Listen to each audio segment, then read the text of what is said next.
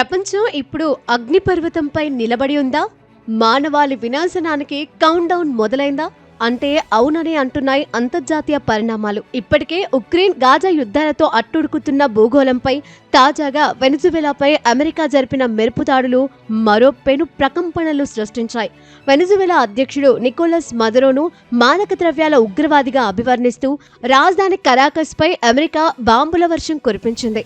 అగ్రరాజ్యాల ఆధిపత్య పోరు, దేశాల మధ్య సరిహద్దు వివాదాలు వెరసి మూడో ప్రపంచ యుద్ధం ముంగిట ఉన్నామా అన్న భయాందోళనలు సర్వత్రా వ్యక్తమవుతున్నాయి.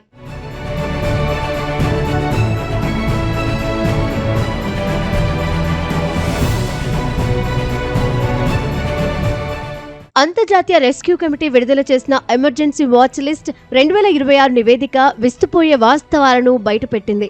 వరుసగా మూడో ఏడాది కూడా సూడాన్ ప్రపంచంలోనే అత్యంత ప్రమాదకర దేశంగా నిలిచింది. అక్కడ సాగుతున్న అంతర్యుద్ధం లక్షలాది మందిని బలి తీసుకుంది. 40% జనాభా ఆకలితో అలమటిస్తోంది. ఇక పాలస్తీనాలో గాజా నగరం ఇప్పుడు కేవలం ఒక శిథిలాల కుప్ప మాత్రమే. 70,000 మందికి పైగా ప్రాణాలు కోల్పోగా కనీసం తాగడానికి నీరు, తినడానికి తిండి లేక లక్షలాది మంది చిన్నారులు మృత్యువుతో పోరాడుతున్నారు. కాల్పుల విరమణ ఒప్పందాలు కాగితాలకే పరిమితమవుతున్నాయి తప్ప క్షేత్రస్థాయిలో హింస ఆగడం లేదు. యుద్ధాలే కాదు, అంతర్గత కల్లోలాలు కూడా దేశాలను నాశనం చేస్తున్నాయి. లెబనాన్లో కరెన్సీ విలువ 98% పడిపోవడంతో సామాన్యుడి బతుకు భారమైంది. హైతీలో అసలు ప్రభుత్వమే లేక సాయుధ ముఠాల రాజ్యం నడుస్తోంది.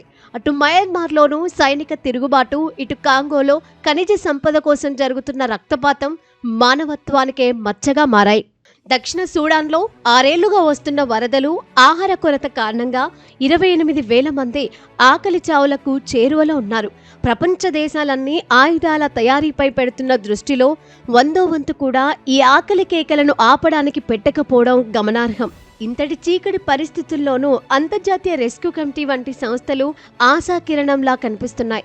బాంబుల మోత వినిపించే చోట, ఆకలితో అల్లాడే ప్రాంతాల్లో తమ ప్రాణాలను పణంగా పెట్టి ఐఆర్సీ సేవలు అందిస్తోంది. కానీ ప్రపంచ దేశాలు మేల్కొనకపోతే, యుద్ధాలను వీడకపోతే మానవీయ సంక్షోభం మరింత ముదురుతుందని నిపుణులు హెచ్చరిస్తున్నారు. సరిహద్దులు దాటి విస్తరిస్తున్న ఈ యుద్ధ మేఘాలు రేపు మన ఇంటిని తాకవని గ్యారెంటీ ఏముంది?